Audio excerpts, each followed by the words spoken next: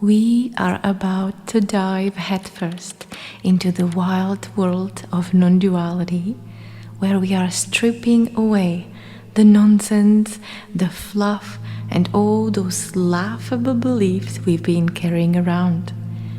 Are you ready to ditch the costume of you that you've been parading around in? Imagine sinking into a beanbag. This meditation is like inception for your soul, guiding you through a kaleidoscope of consciousness where your personal reality starts to bend like a spoon in the Matrix movie. But wait, before you plunge into the deep end of chill, how do kids around the globe react when they are not allowed to do something? When they want to know what it feels like to drive a car or be a doctor, and an adult tells them, "You can't." Do they believe it? Do they resign or wait until later? No. They play pretend.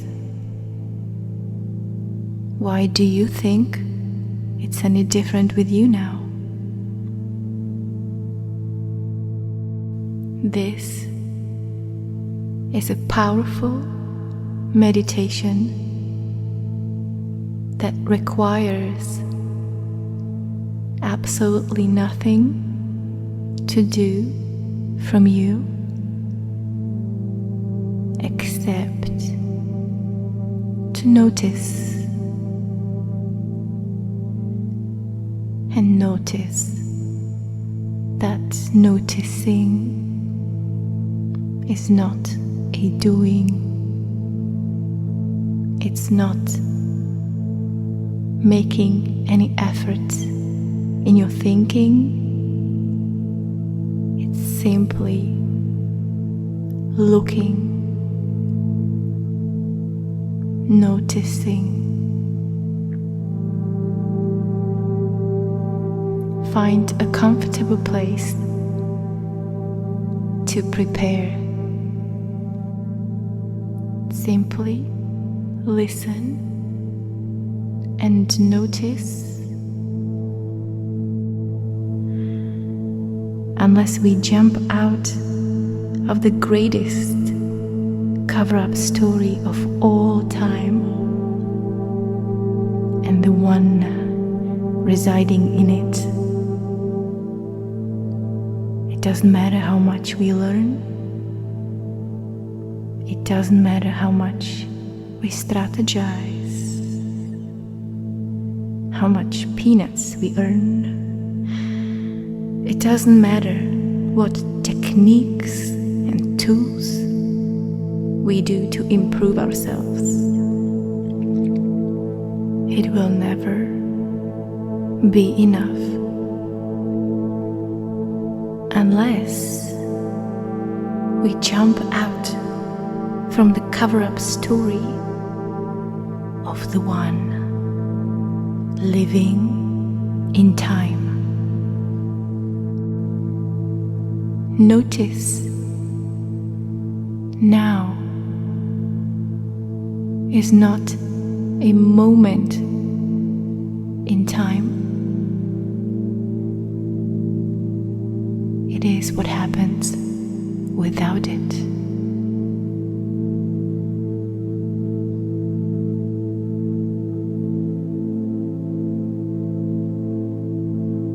Here is the story uncovered. Simply listen and notice.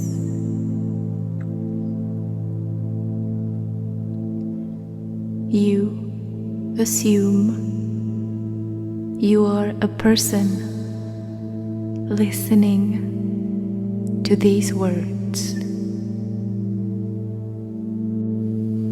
You are the eternal, free being, pretending to listen through the person living in time, living in a story. As an eternal free being, you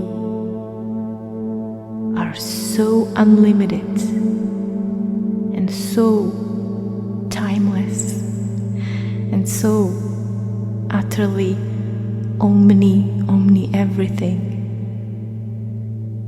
that you can't actually experience anything. It's like as if everything ever was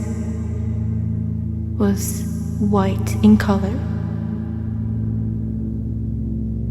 Nobody would be able to experience the color white at all. It would seem that white doesn't exist, even though it would be absolutely everything.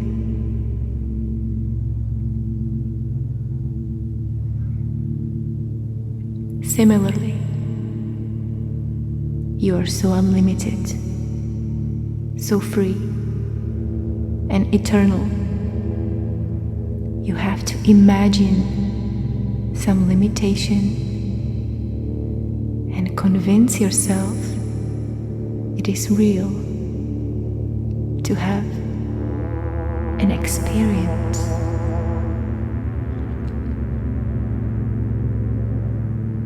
Relax and notice what it is like to simply be. See, being is not a thinking, but thinking appears within the being. Just notice.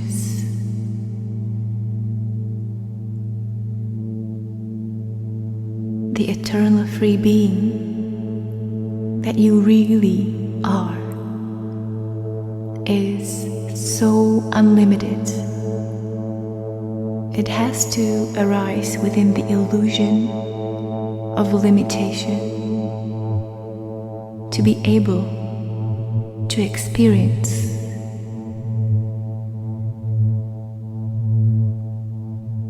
No limitation, no experience. And it is so free. It has to arise within something that appears not free.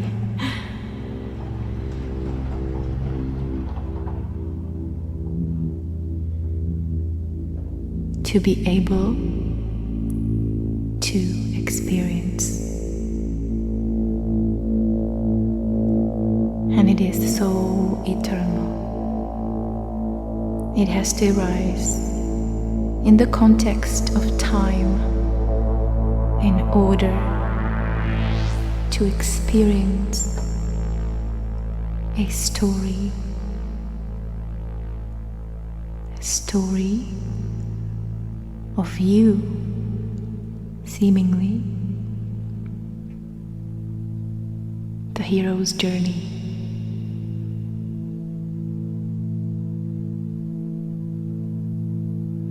And the being is also a looking. It is not a thinking. It simply looks. It simply notices.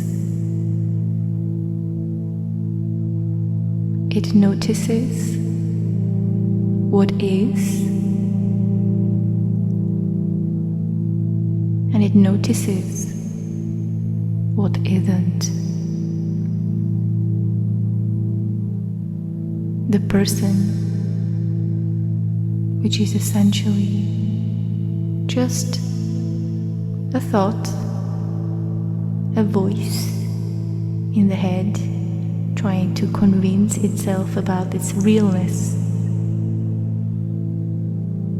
The person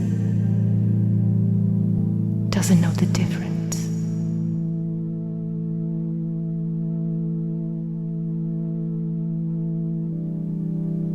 The person lives in assumed reality, a timeline full of expectations and hopes and assumptions, how everything should be and shouldn't be. And she thinks that that world is the correct one.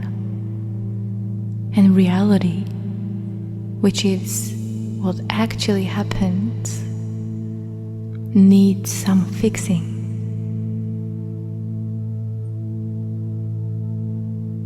So what if it was completely the other way around? Just notice that being is effortless. You don't need any past, and you don't need any future to be. It's effortless. It's all there is. It's your true nature. Just this. Just notice.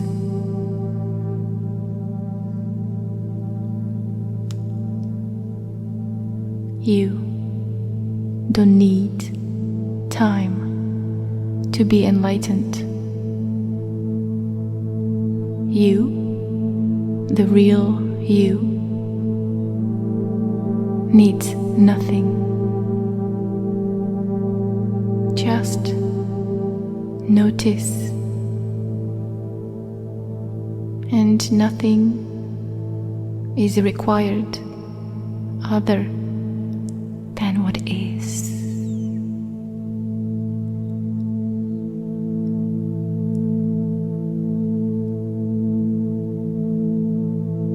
Past and future are thoughts, images superimposed over reality to convince you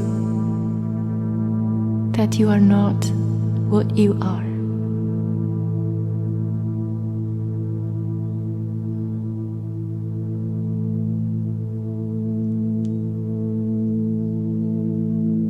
So, how do kids around the globe react when they are not allowed to do something?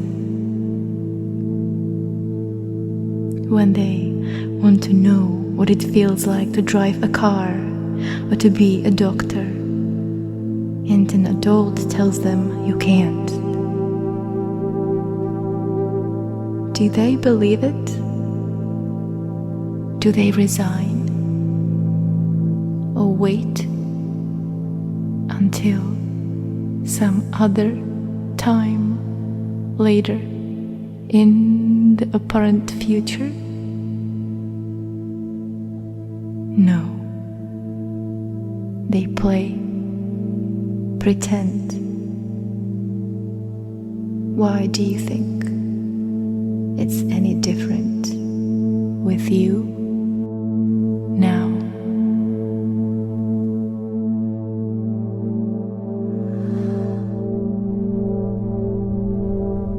Who do you believe to be? Your personality?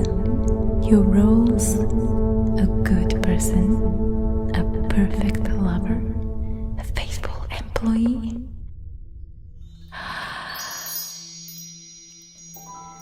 What if your self is an image in your mind?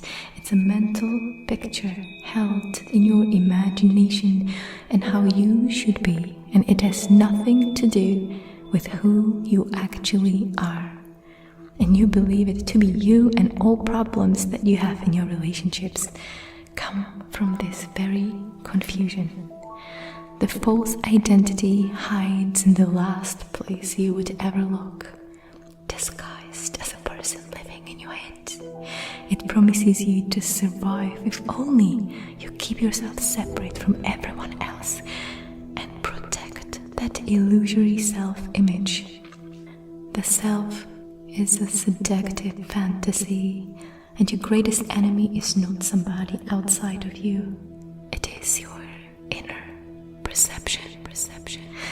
If somebody criticizes that self, you take it personally.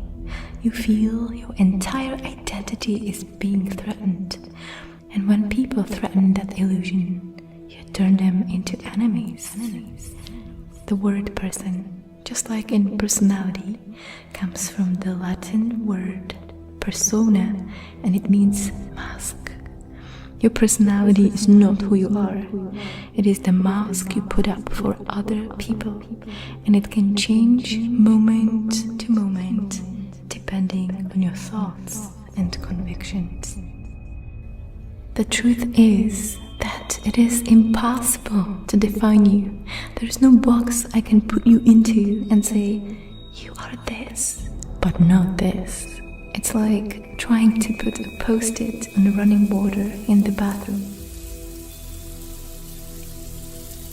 Your thoughts alone create your experience of who you are, moment by moment, whether you are aware of the thoughts or they are just running in the background of your mind. At the very core of living unbound is your own understanding that the self is an illusion and you are already complete and whole and lacking nothing. The very nature of the self is insecurity and lack. Your ego is the belief that you are completely alone and lacking, and this situation will never change. And it doesn't matter how much you try to boost your self-confidence and self-worth. One thought can change how you feel any moment. The idea of the separate self is at the core of all of your hurts, all your blame, overthinking, all your anxiety, all your shame. It's problematic because it is not part of reality, whether you have a positive or negative self-image. All pain in relationships, without exception, comes from defending the image of the self that believes is lacking, and it's stuck in the future with no way out. It completely distorts your vision of others and of the relationship.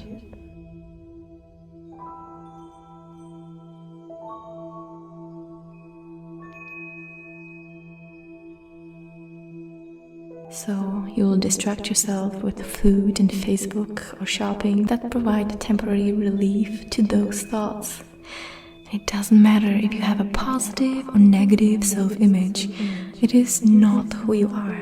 It is just a notion of who you think you are, and therefore soon or later will lead to pain, lack, emptiness and despair. And you'll do anything to look good in front of others, spending a lifetime hiding and pretending, seeking love and likes. To try to be a good person is to embark on a never-ending journey to seek security, love, appreciation, approval, sex, promotion, marriage, money, fame, qualification, likes, full shopping carts, and it will never be enough. Everything in your experience is being created through momentarily transient thought. Everything you think about who you are and who others are, how the world works and how you should be and what you have to do to be loved and appreciated, even what you need, is all created in thought. All of it is changing each moment. You were born out of this whole world and can never be separate from it, never lack anything except for in your thinking. It is in this realization and gradual disappearance of the imagined static self-image that you become unbound, magnificent and magical. Get out of your own way. Like most, you won't be able to do it alone. Get someone you trust to guide you. You are beyond what you can imagine. Your true nature is unbound, an expression of infinite intelligence.